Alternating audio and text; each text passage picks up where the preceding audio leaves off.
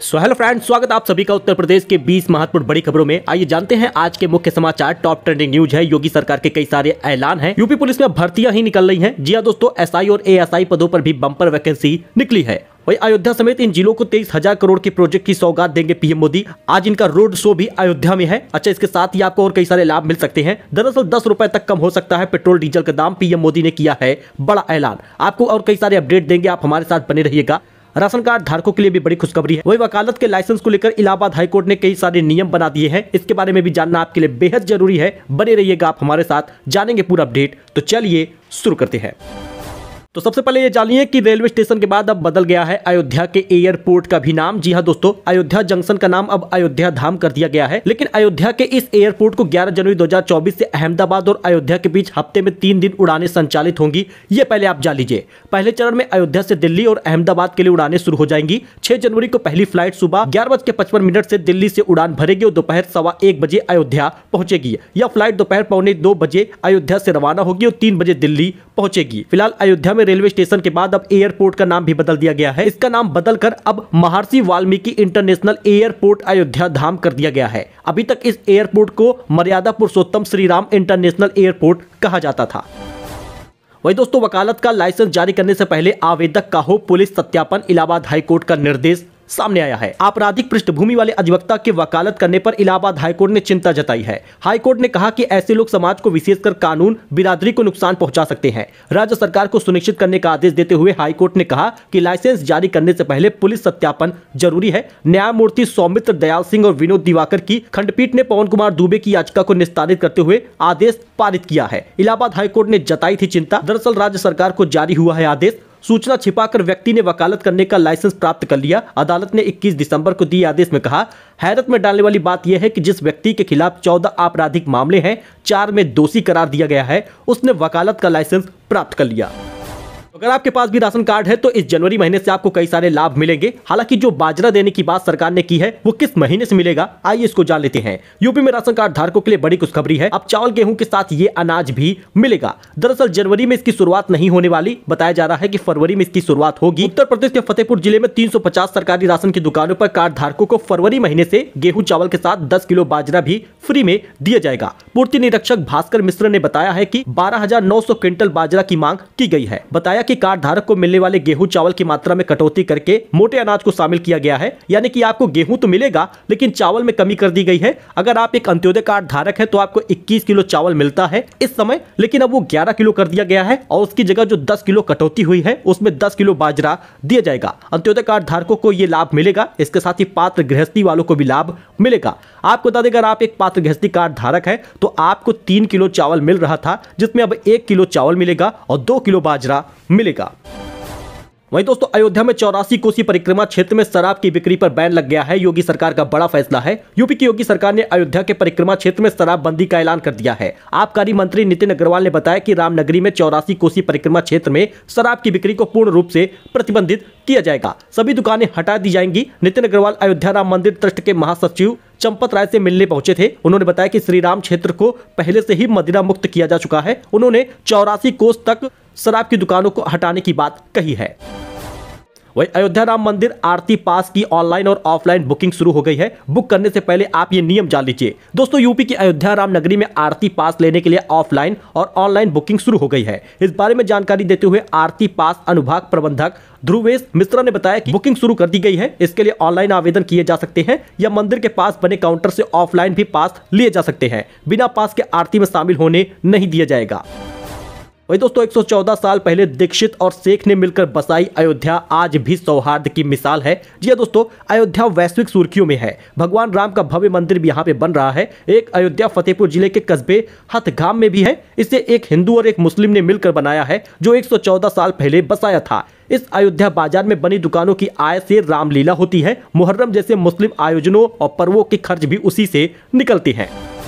दोस्तों, यूपी के इस शहर में क्रूज बोट पर भी कर सकेंगे सुंदरकांड प्री वेडिंग शूट। जानिए कीमत और पैकेज क्या होगा।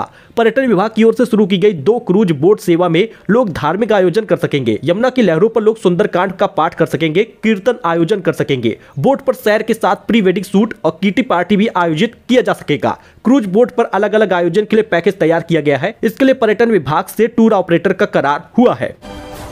दोस्तों गूगल सर्च में नाम देखना चाहता था बेटा, तो मां ने जीता ब्यूटी कॉन्टेस्ट, 90 सुंदरियों को पछाड़ा है। बेटा चाहता था कि मां का नाम गूगल में सर्च करने पर सामने आ जाए। पेशे से डॉक्टर मां ने भी बेटे की इच्छा को अपनी ताकत बना ली और राष्ट्रीय स्तर की सौंदर्य प्रतियोगिता में अपना डंका बजाया। हम बात कर रहे हैं कानपुर के GSVM मेडिकल कॉलेज के अंतर्गत नर्सिंग कॉलेज की डॉक्टर आकांक्षा मैंसी का। उन्होंने 24 दिसंबर को दिल्ली में टिस्का की ओर से हुए Mrs India 1 in a million की रनर अप का ताज पहना है।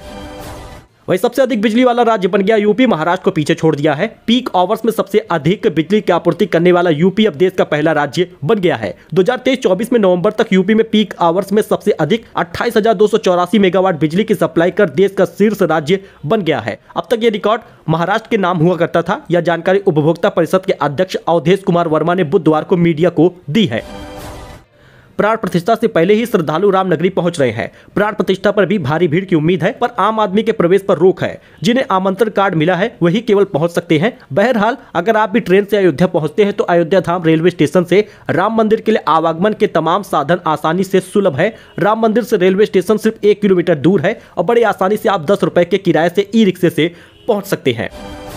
वही दोस्तों न्यू ईयर पर दारू पार्टी करने को लेना होगा ऑकेजनल लाइसेंस, ऑनलाइन ऐसे करवाइए पंजीकरण। नए साल पर अगर आप पार्टी करना चाहते हैं उसमें दारू पार्टी भी शामिल है तो आपको इस नियम को जान लेना है, इस लाइसेंस को बनवा लेना है, अन्यथा कार्रवाई की जाएगी। जिलाधिकारी भानुचंद्र गोस्वामी ने ये निर्देश सभी होटल, रेस्टोरेंट, क्लब और मैरिज हॉल के प्रबंधक को दी है। उन्होंने कहा कि इसके लिए FL11 लिए जाने के बाद ही मदिरा पान कराया जा सकेगा।